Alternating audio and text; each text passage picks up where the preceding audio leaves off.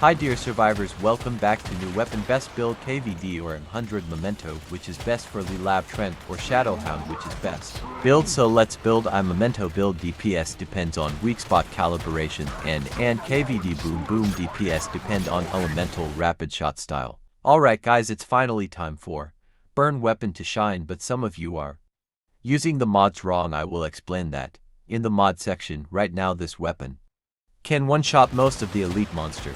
In this game, of course, we will need the Pyro Dino to make the gun deal crazy damage, but it's not like the gun is useless. Without it, you still can one-shot all the normal monster easily, and the AoE is pretty big to combine with Pyro Dio. It's when this weapon shined the brightest. The KVD BOOOM has just become the most versatile weapon for all kind of range, short, medium. This weapon melts all the enemy you can see.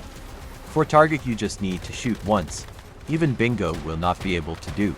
Higher PSI and burn damage is all about PSI density. Okay, the armor we use for this build is armor used Calib, 4 shelter, 1 Saphir or 1 Wallop. To you both are good, and the key GE is barbecue glove. As for the calibration, you can use rapid if you have, but the damage of this BOOOM mainly comes from the explosion and it has cooldown. So if you don't have rapid, it's okay, you can just use stability. As for a secondary gun, it's up to you. Either Wildfire or Bingo, both are fine. For the gun mode you would want to use Flame mod for burn build. Resonance, this is really good for tanky bosses as you will keep focus fire on it. For the helmet you should use Death Expert. With elemental attributes for the mass, we use Bless Amplifier. With talent effects for the glove we use Elemental Overload, or you can use status enhancement. Just see which one has better substance. For the shoes you should use Co. We can see our status damage goes up by 0.10%, and if we switch to our melee it also get an increase of 10%, and this bonus will stay as long as you not reload the gun. Music manually, you see after we refill the 0 bullet using activator, the bonus is still there. This will also benefit the shelter set, since every time you reload for 28 half, but by using quick comeback you get to keep the stacks forever. Okay, you might say, but it's going to be annoying to keep checking the ammo. The answer is you don't have to. Just shoot normally, empty your magazine.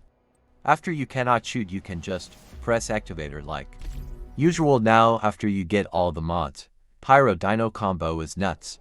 It's time to practice how to use the BOOOM. You can just shoot normally, but the real damage from this BOOOM is from the explosion, so instead of for 2 seconds stacking up to 5 times by default. Now coming back to the weapon features, when fast gunner is triggered, 1 bullet will be reloaded to your magazine, but each shot has a 50% chance to consume 1 extra bullet. So from these two features we really want to hit weak spots, since each shot has a 50% chance of consuming 1 bullet, hence dealing extra damage and reducing your OT, since the gun by default only has 5 bullets, and the way to keep the cycle going would be to trigger fast gunner. 1 bullet will be reloaded automatically, which happens at an 80% rate as long as you hit weak spots. Then when extra bullets are consumed, attack plus 80%, which is a massive buff. So from all these features we know that it will be an excellent boss killer.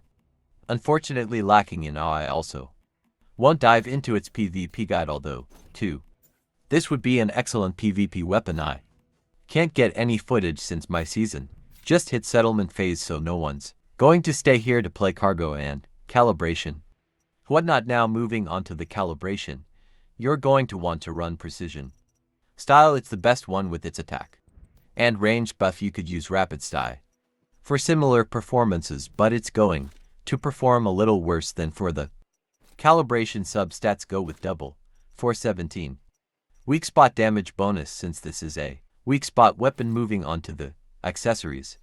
I like to go with a setup focused on both stability and accuracy, using the light break, the compact reflex sight, and the small infrared indicator. But feel free to go all in into stability by swapping the muzzle